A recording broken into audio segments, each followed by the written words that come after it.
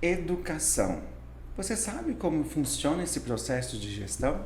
Pois é, eu sou Felipe Maia, esse é o Pod Pro e hoje estou recebendo a Superintendente Regional de Educação, Clícia Beraldo. Clícia, seja muito bem-vinda ao Pod Pro.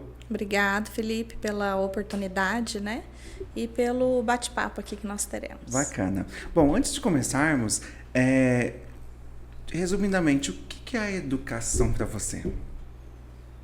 Nossa, para mim, educação é o que dá vida ao ser humano, vamos dizer assim, né? É o processo que faz um ser humano ser o que ele é. Então, independente de onde se dê a educação, em casa, no ambiente de trabalho, na rua, né? Ou nas instituições que a gente tem, que são as escolas, é o que faz da gente realmente o ser humano. Muito bacana. Bem, Clícia, antes de entrarmos na parte profissional, eu queria que você se apresentasse para as pessoas que estão nos vendo hoje, né? Onde mora, onde habita, o que faz, né? Eu resido em São Sebastião da Bela Vista, né? Próximo aqui a Pouso Alegre, lá, desde que eu nasci, praticamente. Você é de lá? Sou de lá. Uhum. E iniciei a minha carreira como professora da educação básica, da escola pública também, passando pela gestão municipal também, gestão pública. Então, a minha vida de trabalho até hoje, né, mais de 20 anos de carreira, é totalmente na área pública, tanto na área escolar quanto na área de gestão pública. Entendi. E atualmente eu estou, desde 2019, como diretora da Superintendência Regional de Ensino aqui de Pouso Alegre. Então, é uma oportunidade, né, que eu tenho tido e gostado muito, que é na área de gestão educacional. Certo. Hoje abrange quantas cidades a regional? Hoje nós temos, a regional, ela compreende 30 municípios aqui do sul de Minas, e a gente faz essa parte de orientação, de fiscalização, de autorização das instituições, sejam elas privadas, municipais ou estaduais. Então você atende, não é só o estado, você pega todos os nichos, tanto o municipal também, né, como o privado. Exatamente. É isso? Então a regional de ensino, ela trabalha muito próximo das escolas estaduais, né, com toda a orientação, regulamentação das escolas estaduais, certo. Mas trabalha também no processo de regulamentação e de autorização de todos os processos das escolas municipais, creches também, municipais e privadas. É muito trabalho, né? Entra um nicho bem grande aí pra gente. Tem uma estimativa de quantos alunos nessa região vocês dão suporte? Da rede estadual de ensino, a gente tem, em média, 40 mil estudantes, né? Da rede estadual, que são as nossas 65 escolas estaduais que a gente tem nos 30 municípios. Certo. E aí, mais ou menos, é a mesma média também, pela questão populacional, na rede municipal também. Entendi. Então, uns 80 mil pessoas ali, sob o seu guarda-chuva. Consegue dormir à noite tranquila? Não. Eu imagino. Não consegue. Né? Por mais que você tenta fazer um trabalho, mas é muita gente, né? Assim, como você comentou que começou sua carreira como professora atuante, dá uma mudança de chave? Você está de um lado da sala de aula e no outro momento você está do outro. Tem uma divisão muito grande ou você consegue ainda se sentir professora? Para mim não tem, né? Eu tô sempre que eu posso me faço presente nas escolas e todos os processos que envolvem as escolas, todas as legislações, orientações que a gente se reúne para encaminhar para as escolas, que são demandadas pela secretaria, a primeira coisa que eu penso é como a escola vai receber, como a escola vai executar. Né? E aí eu ainda brinco, eu falo assim, vamos fazer esse caminho que eu acho que é mais fácil para a escola executar. Então você se coloca como professora mesmo? Muito, me coloco muito como professora, porque quem vai executar todas essas ações é a escola, é o diretor, é a equipe de profissionais, né, com os estudantes lá. Então eu me pergunto muito, será que eles vão ter tempo de executar? Será que a execução vai ser com qualidade? Como que a gente pode facilitar para esse documento chegar lá e eles executarem com maior agilidade, porque lá eles estão lidando com 300, 900, 1.500 pessoas por dia. está né, de frente. Que está ali no cotidiano de frente com eles. Dificilmente um dia o diretor consegue ficar realmente sentado fazendo algum trabalho burocrático. Sendo diretor, né? Exatamente. Digamos assim. E às vezes o professor também, né? Nem sempre dos 50 minutos ele consegue dar aula de conteúdo nos 50 minutos, né? Por isso que a educação é o que faz o ser humano, né? Porque não é o repasse de conteúdo, a gente sabe disso. Tem que ser feito, mas a relação, né, escola, aluno, professor, aluno, ainda eu acho é o que rege, né, a escola, é o que forma, né? Exatamente. A gente forma literalmente o cidadão, esse relacionamento, né? Por isso que a gente ouve aí os especialistas dizendo que nenhuma inteligência artificial ela vai realmente substituir o papel do professor. Porque o que faz o ser humano pensar e refletir como que ele age, como que ele vai utilizar esse conhecimento, é esse contato, essa conversa que ele tem com outro ser humano e o papel que o professor, o educador, né, o profissional, representa ali nesse processo. Bacana. Quando sai, por exemplo, as estatísticas em relação ao desempenho das escolas, e aí, às vezes, eventualmente, uma escola aponta ali nos primeiros lugares, uma fica um pouco mais para trás. Com o seu olhar, né, desse universo, o que você acredita ou entende que uma deu muito certo e a outra não conseguiu, talvez, desempenhar um bom papel? O que você consegue, não sei se é possível mensurar. Como que você tenta Hoje equilibrar? Eu já consigo ter uma noção maior dessa análise, né? Antes na escola eu não tinha essa noção. Hoje a gente já consegue ter esse olhar. Então a gente precisa analisar o contexto da escola e da comunidade escolar, né? Qual a bagagem que esse estudante, enquanto estudante, ele traz, quais as oportunidades que ele já teve no processo de escolarização por onde ele passou, porque essa bagagem a gente sabe que ela vai trazer algum tipo de consequência positiva ou negativa, é inerente a ele, não é culpa dele também, né? E não é culpa dos profissionais que estão lá. A gente vê hoje também uma questão da frequência e a participação dos estudantes, né? Dessa questão da conscientização, apesar de ser uma avaliação, no caso da avaliação externa, que mede o índice, como que esse estudante está recebendo essa avaliação e como que ele está realizando essa avaliação, se realmente é com dedicação ou empenho, ou se ele simplesmente está fazendo por fazer. Né? A questão da sistematização das informações pela escola. A gente tem hoje o censo escolar, e o censo escolar é que dá a base fidedigna de quantitativo de estudantes que a escola vai ter na época da prova. Então, por exemplo, agora nós estamos no período de fazer uma retificação da base do censo. Então, aqueles estudantes que mudaram, que não estão indo mesmo com a busca ativa, é a hora da gente tirar eles da base, certo. Porque se essa base ela não tiver fidedigna, ela vai refletir na avaliação daquela escola, né? Eu fiz até uma reunião esses dias com algumas escolas e falei: os professores, nós vamos nadar e morrer na praia. Então, você tem os melhores professores, todo mundo fazendo o melhor trabalho, uma boa estrutura, todo mundo atendendo todos os projetos pedagógicos, executando o reforço, mas se aquela base de censo também com números fidedignos não tiver real, aqueles que estiverem lá fazendo um bom trabalho, o reflexo na nota ele não vai ser positivo. Então, hoje a gente já consegue ter essa visão, né, de alguns aspectos que realmente podem interferir nessa nota. E algumas vezes a gente mesmo questiona, né, mas por que ter uma nota se a educação não é nota? Você conversa com uma pessoa, eu vou sair daqui, você vai falar, vou dar nota 9 para a entrevista da Clícia, vou dar nota 10 para o outro. Não é uma nota, né? Mas se a gente não tiver um parâmetro de medida, como que eu vou analisar o que precisa ser melhorado? Você chama o engenheiro para olhar a reforma da casa. Se ele não tiver uma nota para colocar que a estrutura está boa, média, regular, excelente ou ruim... Não tem parâmetro, né? Não vai ter parâmetro para ele saber se precisa trocar a porta ou não, ou se é só a janela. Então, hoje em dia, a gente já consegue enxergar dessa forma, que precisa realmente ter uma nota e que quando a gente recebe essa nota... Aí é feita uma análise. Aí é preciso fazer essa análise. O que tem impactado né? Por trás, né, Por desse trás resultado. desse resultado, dessas notas. É interessante você falar porque, às vezes, a comunidade, ou até o próprio aluno, ele não tem dimensão o que significa somente aquela avaliação, ou a escola como um todo. Né? Ela não tem a dimensão até onde vai aquela escola do bairro que está acostumado a passar todo dia ali na frente e acha que significa ou que é só aquele processo ali, né? Temos outras variantes que contornam a estrutura.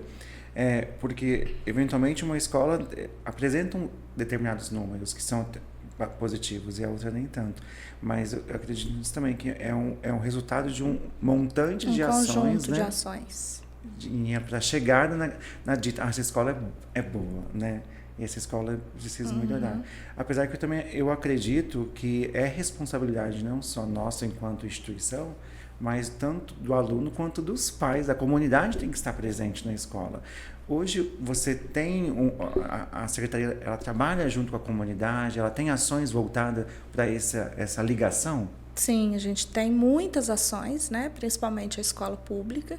A gente tem desde o colegiado, que é a participação de pais e representantes de alunos, o processo de escolha de diretor, de vice-diretor, que acontece a cada 3 anos, as reuniões bimestrais, que a gente convoca os pais, e nem sempre a gente tem a presença, tem um retorno, né, dos pais, e algumas ações que são realizadas na escola, né, em que a escola abre as suas portas para a comunidade. E quando a gente vê que não dá resultado, a gente dá a sugestão de fazer o inverso, de levar a escola para a comunidade. Então, a gente tem aí as escolas que vão para as praças, que vão para os centros dos bairros, né? Mostrar para a comunidade as ações que eles estão fazendo dentro da sala de aula, para ver se a comunidade, né, vem para dentro ali da escola, né? Eu costumo falar muito que a escola, ela não é da Secretaria de Estado de Educação, a escola, ela é da comunidade.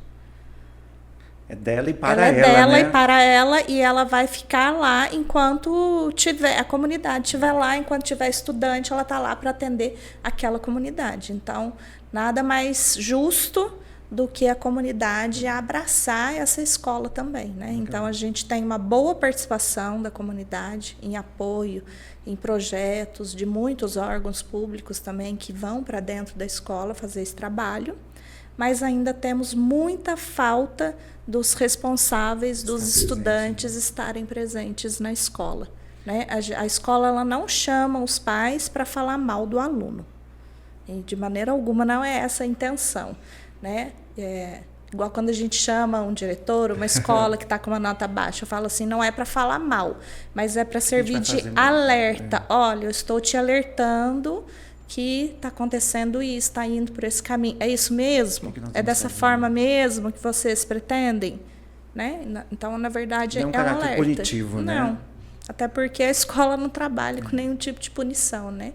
Na verdade, tem que ser um castigo, a escola a nossa não tem que intenção ser um fardo, é né? que seja um alerta, né? E que esses pais, essa família, né, se façam cada vez mais presentes. Porque cada vez mais a gente tem certeza que a escola, ela não é só educação, não é só repasse de conhecimento. A gente tem feito encaminhamento de estudantes para o CAPS, para atendimentos psiquiátricos, para atendimentos de neurologistas, para atendimento de psicólogos, de assistente social, de todos os órgãos. Então, nós estamos ultrapassando a nossa barreira de simplesmente produzir conhecimento ali. Não que não seja a função social da escola. Ainda é, mas acho que passou dessa linha. Exatamente. Simplesmente aprender, né, 2 mais 2 são 4. Não é só isso. Né? Não é só isso. E interessante você comentar sobre isso, porque eu acho que o estudante, ele passa muito tempo do seu dia, da sua jornada na escola. E acredito, dependendo da situação da família ou da comunidade, a escola ainda acho que é a única referência que ele tem de comunidade, no sentido, né, da cooperação, de viver em sociedade, de respeitar o próximo. E talvez isso, caso com a sua fala, do aluno confiar, talvez numa professora, numa pessoa que trabalha na cozinha, em se abrir, talvez com um problema, ou eventualmente com uma situação, né, que ela está passando. Né? E eu acho assim, até mesmo de oportunidade. É ali na escola, com aquelas pessoas que estão ali, que ele tem a oportunidade também de falar e de fazer algumas colocações, né? Afinal de contas, ele passa a maior parte do tempo ali. Então, acho que ele também tem uma maior oportunidade ali, além de se sentir seguro naquele ambiente. E a pandemia simplesmente comprovou isso para nós, que a escola Não dá pra ser... é o lugar mais seguro para as nossas crianças e adolescentes estarem. Tanto que a gente teve a necessidade do retorno. Não tinha como, né? Permanecer como estava. E até, acho que até a comunidade reviu talvez o seu olhar em relação à escola, né? Porque viu o quão a criança não acompanhar ali o seu percurso gera um lapso, né, de conhecimento. Que a gente passou pela pandemia, ficou ali 2, 3 anos nesse processo não 100% efetivo ali no dia a dia, por mais que os recursos foram colocados, mas a absorção não foi a mesma, né? E eu acho assim, não só de conhecimento, de maturidade. Quantos professores, pais a gente viu relatar? Meu filho, na pandemia, estava no primeiro ano, e aí, quando retornou às aulas, estava no terceiro ano, mas ele não tem maturidade. Por quê? Porque ficava ele, a tela do computador e uma pessoa em casa, talvez orientando. É muito notório, né? Então, essa falta de comunicação social, essa falta de troca de experiência, essa falta de conversar, de brincar no pátio, de cair, de ter conflito, né? De levantar, de senta aí, resolve, conversa, depois a gente resolve. Isso tudo faz parte do processo educacional que se constrói dentro da escola. Ficou mais evidente, né? Muito mais evidente, né? Essa questão da maturidade, que eles só recobraram essa maturidade quando realmente eles voltaram para o espaço social deles, que é a escola. Que eu acho que é o lugar onde ele vai ter essas experiências, né? Porque geralmente em casa acaba tendo os adultos, tem famílias ainda que tem outros contatos com outras crianças, mas ainda não desenvolve o que a escola propõe. Não. Né? Eu vejo até na educação infantil, as crianças ali no parquinho, que o ato de brincar não é brincar por brincar, o quanto ela está desenvolvendo a questão motora, cognitiva, o esperar a sua vez de usar o brinquedo, coisas simples que às vezes a pessoa não tem noção o quão importante é. E eu acho que nesse aspecto a gente ganhou com a pandemia, né? Nós que somos professores aí, porque antes a gente entendia que a creche, por exemplo, era um lugar para se cuidar das crianças enquanto a mãe e o pai trabalham. Né? Simplesmente deixa lá para ter alguém cuidando, porque é público, é gratuito, então é mais fácil. E não, a gente vê que realmente, desde a primeira idade, os primeiros meses, até mesmo na creche, ele consegue ter o seu papel de socialização, de limites, né? E de construção aí de conhecimento, de papel social. Então, a gente vê hoje essa necessidade também desses espaços da educação infantil, né? E aí a gente falou das questões das instituições privadas. A gente faz uma vistoria nas instituições privadas, de creche principalmente, né? Todas elas. Mas de creche é quando elas vão abrir as portas. Por quê? Porque tem uma obrigatoriedade de área verde. Não é uma grama sintética, é uma área verde. É uma obrigatoriedade de ter um parque.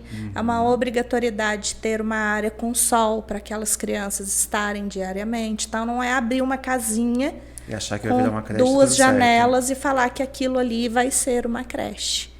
Né? Então, a exigência da legislação numa estrutura de um prédio é porque se entende, através de estudos, comprovadamente, que eles precisam desses espaços para aprenderem, para socializar, né? E para chegarem até a idade do processo de alfabetização. Então, a gente tem muito questionamento, né, das redes privadas, aí, por que disso, até mesmo né? públicas, de por que não se autoriza em determinado espaço. Né? Porque tem a necessidade desses espaços. Conjuntos de exatamente, espaços, né? Para essas crianças, né? Para eles iniciarem esse processo ali de desenvolvimento. Que não é simplesmente deixar lá para alguém cuidar ou pôr só no berço para dormir. Não é sobre isso, né?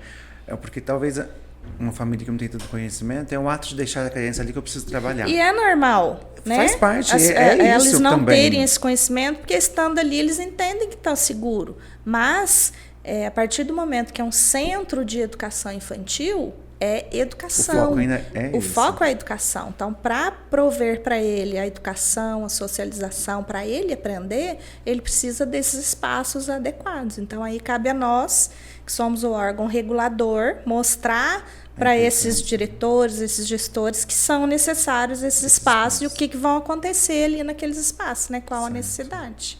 Hoje você, né, à frente desse trabalho, os diretores em relação, como passar para ele uma visão, né, mais humanista, esse olhar atento à comunidade, ao aluno, porque acaba sendo, acho que é um modelo, você é uma líder, e acredito que os seus valores, o seu conhecimento e os seus focos, acho que é um repasse, né? Um efeito cascata. Como talvez esse diretor, que está na rede talvez há muito tempo, trabalhando num formato, quando chega uma nova gestão, né, uma nova estrutura, como que é essa adaptação para você conseguir chegar até esse novo diretor? Eu costumo falar, né, desde que eu entrei ali na regional, a gente conversa muito, e eu falo assim, as escolas existem para atender os estudantes. Se não for para atender o estudante, não tem sentido da escola existir. Nós, profissionais que trabalhamos, porque precisamos, temos emprego para atender os estudantes. Então, nada mais justo do que atender o que eles precisam. E assim, eu vou te dizer que, de uma maneira geral, eu não tenho essa resistência entre os gestores. Eu posso dizer que nós temos dificuldade, né? Alguns obstáculos, algumas dificuldades, que é natural. Mas falar que a gente tem uma resistência, não. Então, todos os projetos que a gente propõe, a gente tem amplas discussões, né? Porque às vezes a gente tem prazo curto, às vezes a escola não tem um recurso que ela acha que era necessário ou que ela gostaria que tivesse, ou porque não tem um apoio de algum órgão que a gente acha que seria necessário ali naquele momento para implementar melhor aquela ação ou aquele projeto. Mas, de maneira geral, a gente não tem uma resistência, a gente tem um acolhimento muito grande, né, nas escolas. Tem hora que eu acho que até além daquilo que a gente imagina, como eu digo, né, os encaminhamentos que a gente tem feito para a área de saúde, os acolhimentos, né, tem sido além daquilo que às vezes a gente tem de informação como educador. E aí a gente tem procurado levar e buscar essa informação para nós também. No ano passado, por exemplo, a gente conseguiu fazer aqui em Pouso Alegre uma reunião com todas as escolas estaduais e todos os representantes de órgãos, Ministério Público, Conselho Tutelar, CRAS, CREAS, PENSE, equipe de saúde da família. A gente conseguiu todos os representantes na regional, junto com os diretores, para a gente pensar junto um fluxo que a gente pudesse agilizar em algumas situações o encaminhamento desses alunos, dessas famílias, né? Para conseguir assistir de uma forma mais rápido, talvez mais eminente, né? Uma coisa, um fluxo mais rápido, né? Porque a gente vê que as questões de saúde, questões mentais, psíquicas, neurológicas, elas têm impactado na aprendizagem dos estudantes. E não é só na aprendizagem, é no comportamento, é na socialização, né, deles ali, né? Enquanto pessoa mesmo. Exatamente. Né? E essa demanda vem da observação da equipe, dos diretores, de quem está lá na escola. De quem está no dia a dia. De quem está no dia a dia, né? Então, assim, eles estão vendo, fazem um acolhimento, mas não é suficiente somente acolher. Né? Tem coisa que não cabe só ao profissional de educação. A gente precisa procurar outros profissionais ali. Tem coisa que não depende do professor da escola, né? É o lugar dela, mas está garantido e tem que ser assistido, mas a gente depende de outros recursos que vão além da escola, né? Além da estrutura. E que são necessários, né? Tanto para melhorar ali a aprendizagem, quanto para ele poder conviver ali naquele ambiente de escola, com um quantitativo grande de pessoas. Conseguir se desenvolver da melhor forma possível dentro da estrutura que é colocada.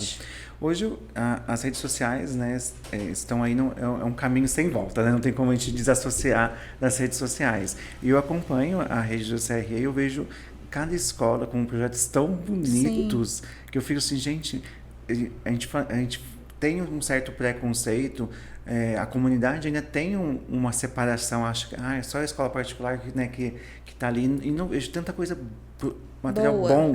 E a gente não consegue divulgar nem 50% que a gente tem de bom. Assim, esse dia eu estava vendo a escola do algodão à noite do ensino médio, eles fizeram um sarau de poesia, que coisa mais linda. Eu estava vendo ontem à noite também os vídeos deles. Eu falei assim, gente, olha que bacana. E assim, semana passada a gente teve uma turma também aqui do Presidente Bernardes no teatro, O Monsenhor também faz uso do Teatro Municipal com eu fui no projeto ano apresentações. passado. O estadual faz também, legal. o conservatório faz. Então, é aquilo que eu falei, são espaços da comunidade que a escola vem ocupando e levando para a comunidade, né, o trabalho que eles executam. Eu sou apaixonado nos desfiles. O desfile 7 de setembro, gente, eu vi o Polivalente subindo. Emocionante, Não, né? é uma coisa assim, eu quando, né, na minha carreira de aluno, eu participei da fanfarra pelo Virgília desde o do 5º ano até o ensino médio. Então, para mim é muito emocionante, depois de adulto voltar como professor, para mim é muito gostoso.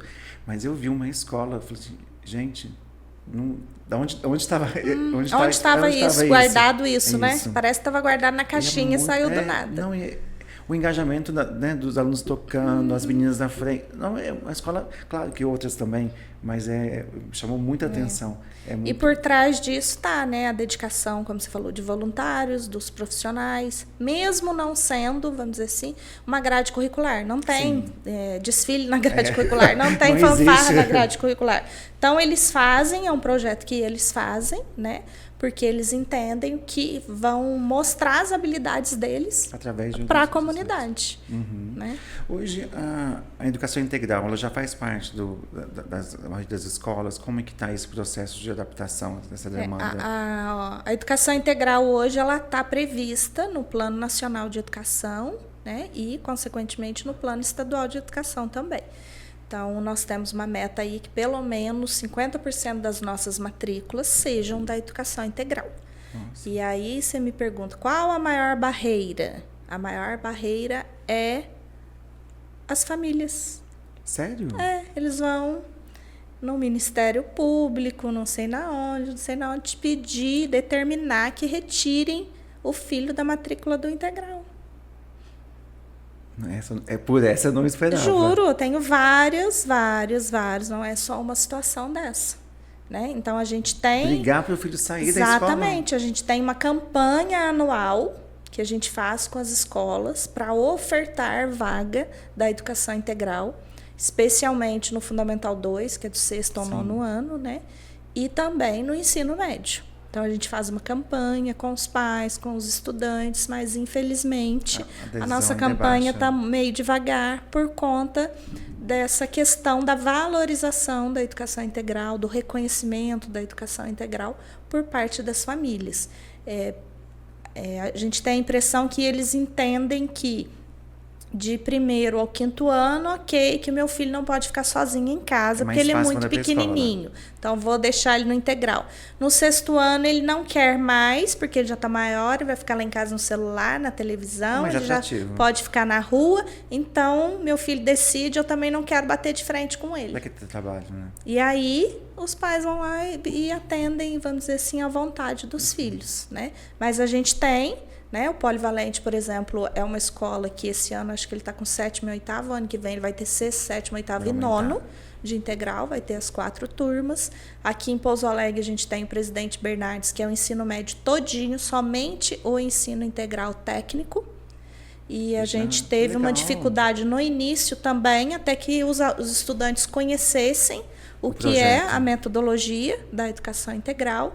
E hoje em dia a gente tem, a escola está cheia, a gente nem tem salas mais para poder abrir, né? Que a gente tem já corresponde ao tamanho da escola. Se eu não me engano, parece que eu vi que é a oferta de cursos técnicos no estadual e no Polivalente, acho que aí é só o técnico pós-médio.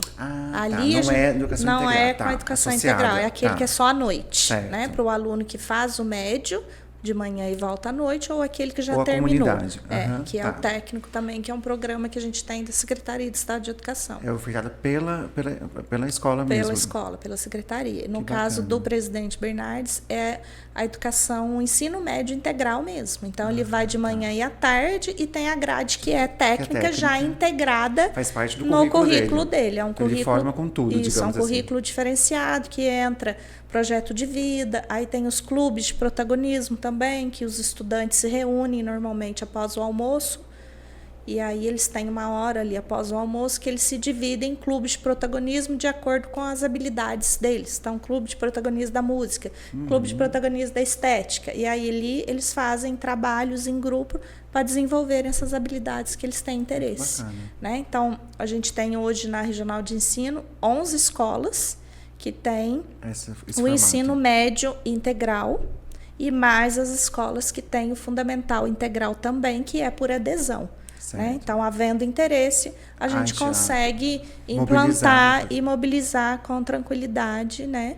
E aí a gente precisa desse apoio dos pais. Já fica a dica, você que está nos ouvindo hoje, o quão importante é a disponibilização, né? A disponibilidade de você deixar o seu filho, de fato, a cursar e ter essa experiência, né? Porque talvez hoje, como você falou, a questão do tempo, é só passar o tempo, e não é. A longo prazo, é isso que vai ser determinante para esse aluno no mercado de trabalho, na sua formação pessoal e profissional, né, como cidadão. E o próprio desenvolvimento do protagonismo que a gente faz na escola em si, mas na educação integral, como a carga horária é maior, você consegue fazer um desenvolvimento, um projeto maior do desenvolvimento do protagonismo desses estudantes. Né? Então, a gente consegue fazer outros projetos, outros recursos em outras áreas diferentes, além daquela que a gente faz no dia a dia na escola. E, assim, modéstia à parte, a gente vê muita diferença nos estudantes que frequentam a educação integral. As habilidades, a desenvoltura, muda, né? A conversa deles, sabe? Os projetos, eles estarem com... Outro dia a gente recebeu a equipe da Secretaria de Estado de Educação, a gente levou 4 estudantes lá para falar com a subsecretária. Eles falam assim como se estivesse conversando com um colega, explicando o que eles fazem no dia a dia na escola. Para eles já virou natural. Então, assim, como né? Esse protagonismo deles flui de maneira natural a partir do momento que eles já estão preparados, né, já se sentem seguros. Muito interessante. Como que fica a questão do novo ensino médio? Hoje, né, toda a rede já está dentro do programa, né? Do novo. E da nova matriz. Da nova matriz. Foi uma dificuldade essa implantação? Como que passou essa transição em relação à adaptação? Mudança é difícil, né? Então, até o ano passado, a gente falava novo ensino médio. Hoje o pessoal fala novo ensino médio. Eu falei, não, agora só tem o ensino médio. Porque já que agora já é tudo novo. Agora não tem mais a grade antiga. Essa transferência, né? Então, eu acho que assim, a dificuldade tem algumas resistências, porque mudar não é qualquer um que queira tirar você da sua área de segurança, pegar aquele plano de aula que faz 10 anos que você usa o mesmo. Né?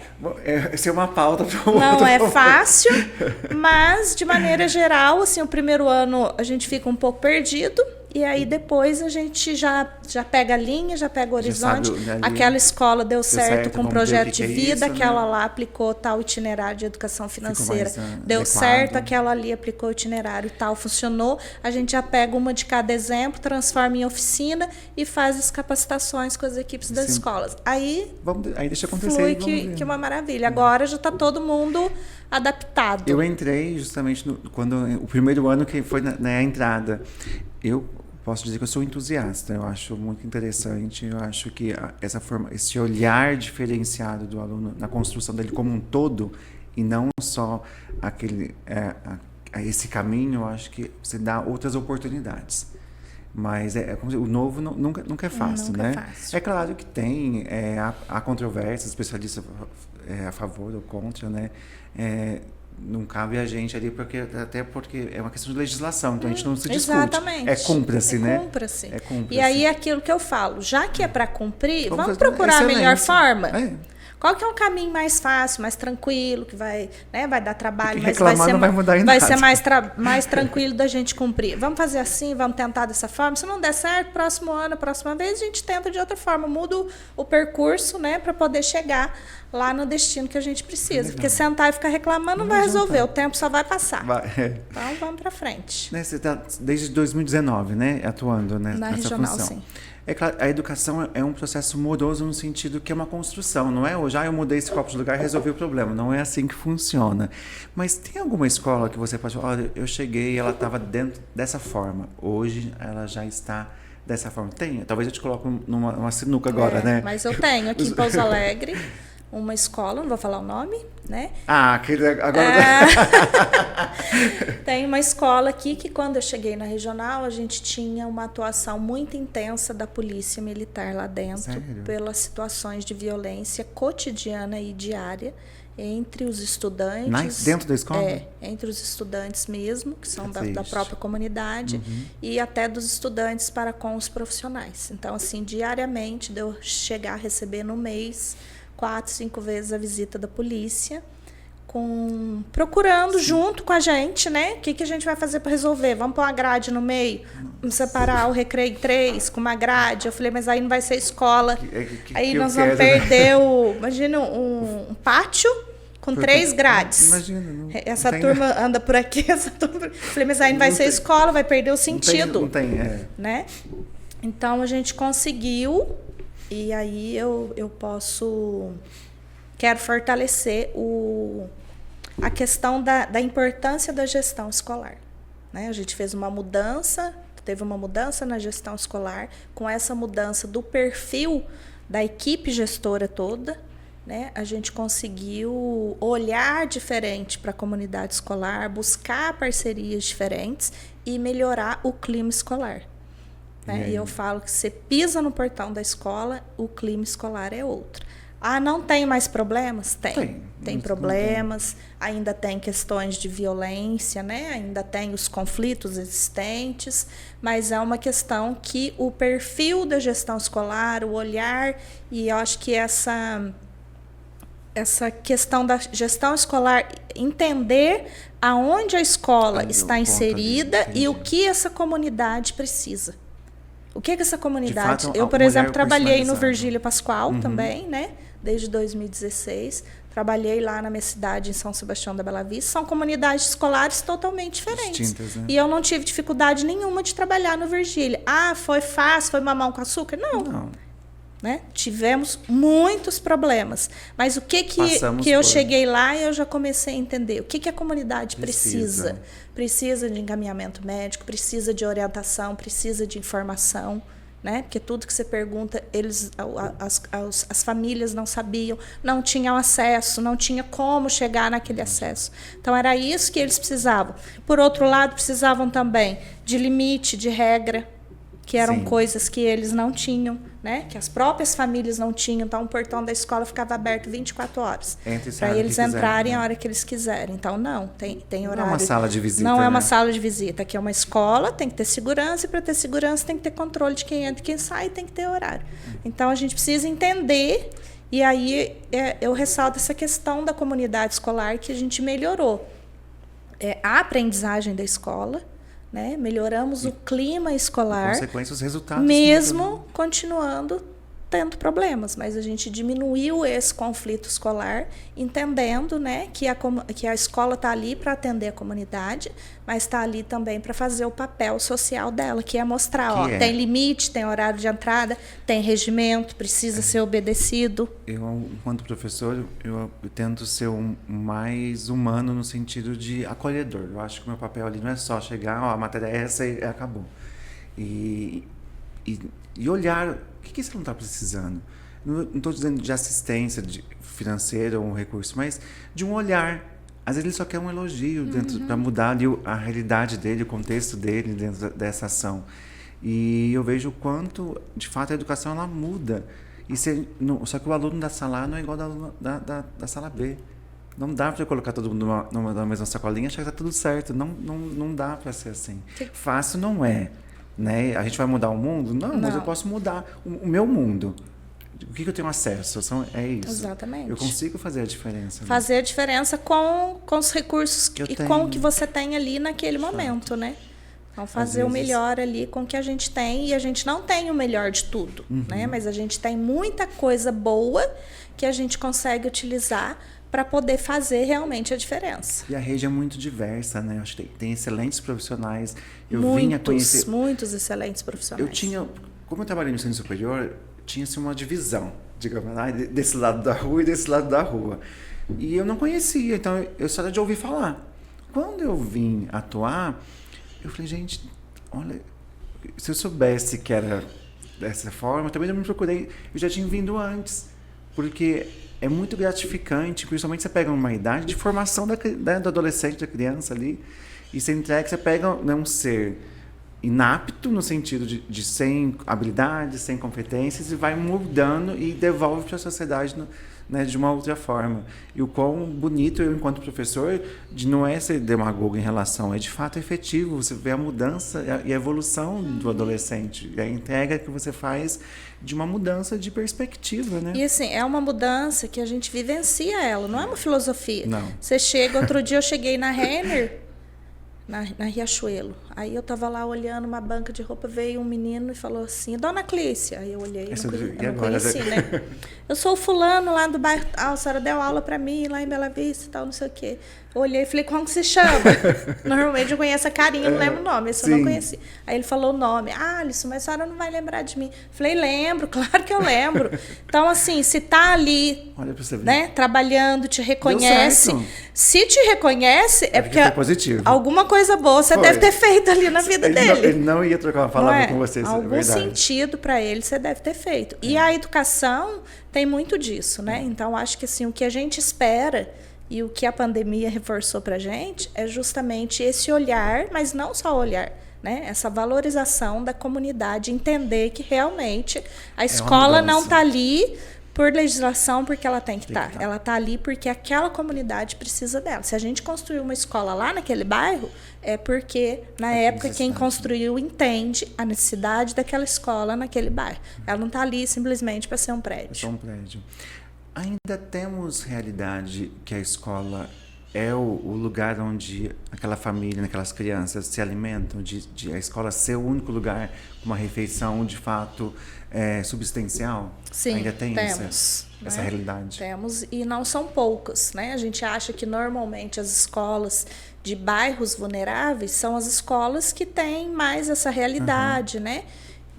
Nessas situações, mas a pandemia nos comprovou novamente, né, que a maioria das nossas escolas tem essa situação, principalmente hoje em dia, que as mulheres também saem para trabalhar, trabalham numa carga horária extensa de mais de 8 horas. Então a gente vê, em algumas situações não falta o recurso às vezes para adquirir o alimento, mas falta quem produz com aquela dedicação, com aquele carinho, com aquele gosto que a escola tem. Não, eu falo, comida de escola também é a melhor comida que tem. A maior perdição que tem. Não sei qual é essa receita da escola, mas eu vejo o macarrão da escola, eu chego assim a ficar feliz de ver, de tão bom que eu... E graças a Deus a gente tem tido um recurso muito bom, que já passamos também por um período que a gente estava na escola, né? Que a gente não tinha nada, né? A gente levava de casa para suprir o que a escola precisava. E hoje a gente está num período assim que as escolas, né? Até os diretores brincam. Se abaixar 1 centavo, os alunos vão brigar, porque agora eles acostumaram sabem, né? Com a qualidade. Nível, né? Eles acostumaram com uma qualidade de merenda que eles não aceitam que seja reduzida. Ainda bem, né? Se não aceita, então a gente vai lutar para que permaneça e melhore cada vez mais. E eu acho que eles merecem, né? Merece. E de fato, se a gente está bem alimentado, a produção é outra. Eu fico extremamente irritado. Alimento, querendo ou não, é um acolhimento. Mas né? Um prato quentinho, bem feito, exatamente. Saboroso. Se está chovendo, o que você tem? Uma comida quentinha, uma sopa, um caldo. Então, é uma forma de acolher também. Não é uma forma só de... É uma segurança, né? Você tá ali, sente bem.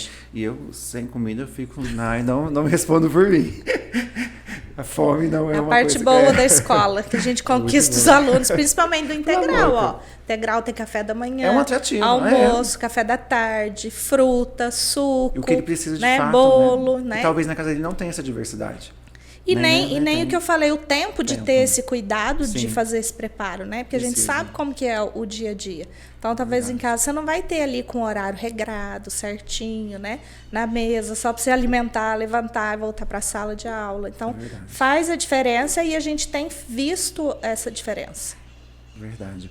Bom, Clícia, a gente está caminhando para o final já da nossa entrevista, mas o que você poderia deixar de mensagem, talvez, para os professores, que o foco, né, do Pode Pro é com os professores, na comunidade da educação de forma geral, o que você poderia, em relação ao empenho, porque às vezes tem um olhar como é humanamente impossível você estar em todas as escolas. Se você imagina se fosse numerar, se fosse um dia em cada escola, você ia terminar o ano e não ia conseguir fazer assistir tudo. Mas o que você pode deixar uma mensagem para esse profissional que está lá e às vezes ele, né, quer uma motivação, um apoio, né, da superintendência? Eu costumo dizer muito, Felipe, que os nossos profissionais, eles são os melhores, né? E às vezes a gente fala, mas aquele ali é ruim. Normalmente, aquele dito ruim é o que tem dificuldade em alguma coisa. E a gente não é obrigado a saber tudo, né? Tem coisa que às vezes você perguntar, eu vou falar para você, não sei, eu tenho que perguntar para a servidora responsável lá na superintendência, porque eu não sei, né? Então, e eu fazia isso muito com os meus alunos. Eles faziam perguntas e falavam, não sei, vamos pesquisar para a próxima aula. Se alguém pesquisar, traz a resposta para mim, porque essa eu não sei. Então, assim, não tenham medo, né, de falar, agora nesse momento eu não sei, mas eu vou aprender e eu trago para a próxima aula, porque essa troca, hoje em dia, mais ainda, a gente aprende com os estudantes, né? Então, normalmente eu vou em alguma escola, os estudantes estão fazendo projeto de marketing, aí eu falo, eu quero vocês lá na regional para fazer para mim, porque lá não tem ninguém não tá que saiba para fazer, e vocês estão sabendo melhor que todo mundo. Vamos lá, né? Então, vamos lá, vocês estão manuseando melhor que a gente, né? Bacana. E permanecer nesse trabalho que é necessário, né? A gente precisa de bons educadores, de bons professores, e aí já fica aqui o meu chamado, né? Que os nossos jovens façam licenciatura. Nós já estamos numa etapa de falta de profissionais nas nossas escolas. Já sente isso? Já temos falta de professores, né? Então a gente incentiva aí os jovens ou aquelas pessoas que não estudaram por algum motivo, que possam fazer uma licenciatura, que a licenciatura não é bicho de 7 cabeças, né? Eu entrei na escola estadual, comecei a dar aula em 2001, então estou viva até hoje. Já dei aula do 6º ano até a EJA, já tive estudante na EJA com 70 anos de idade.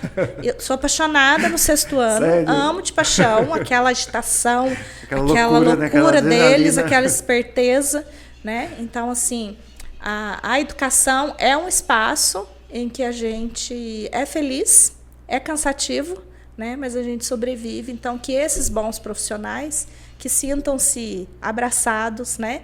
Que a gente reconhece o trabalho, eu falo muito isso para os diretores, a gente reconhece a Regional de Ensino de Pouso Alegre, tem uma nota de excelência no IDEB, nas avaliações externas, temos as escolas com dificuldades que a gente tem chamado, feito monitoramento próximo, mas a nota da Regional de Pouso Alegre sempre é uma nota de excelência para a Secretaria de Estado de Educação de Minas Gerais. É uma referência? É uma referência. Então, se ela é uma referência, não sou eu que faço a prova. São os estudantes que fazem as avaliações com o que eles aprendem com os professores. Então, o reflexo é daquilo que as escolas são. É o que está lá, né? É o que está lá. E, assim, procurem se informar, questionem, indaguem, principalmente nas escolas de vocês. Nós temos recursos, e não é pouco, muitos recursos, né? Para área pedagógica, para... nós tivemos outro dia um curso de robótica, por exemplo, de formação para professores. Todas as escolas têm um kit de robótica, tem um laboratório de informática. Então, hoje a gente tem uma viabilidade de recursos para atender a proposta pedagógica das escolas. Então, assim, sentem com a gestão de vocês, coloquem as necessidades, né, para a gente ver aquilo que é possível da gente viabilizar e melhorar. E aí, quando a gente não consegue... né, pela via burocrática, a gente corre atrás dos parceiros e pede, e a gente dá um jeito de conseguir também. Muito bacana. Bem, aqui a gente faz, quando a gente finaliza o programa, um bate-bola. Eu vou falar algumas palavras, e aí você fala aquilo que você vir na cabeça, né, de frente. Gestão. Liderança. Educação. Amor. Aluno. Futuro. Família. Proteção. Muito bem. E a Clícia por Clícia? A Clícia por Clícia é uma pessoa enérgica, que ama trabalhar. Eu brinco, eu falo que eu vou devolver meu espírito trabalhador para minha mãe, qualquer dia desse. Ela carregou um pouquinho? Carregou demais, né? E eu amo inovar, eu amo coisas novas. Eu acho que assim como a educação, eu não aceito ficar parada na mesmice, fazendo a mesma coisa. E é assim que a educação tem que ser também. Olhar para frente, caminhar, experimentar. Se não der certo, a gente faz de novo. Excelente. Bom, Clícia, mais uma vez, obrigado pela sua participação. Eu que agradeço a oportunidade. Acredito que vai enriquecer muito, não só aqui o programa, mas todo professor, toda a comunidade que vai estar nos assistindo. Esse foi Pode Pro. Muito obrigado.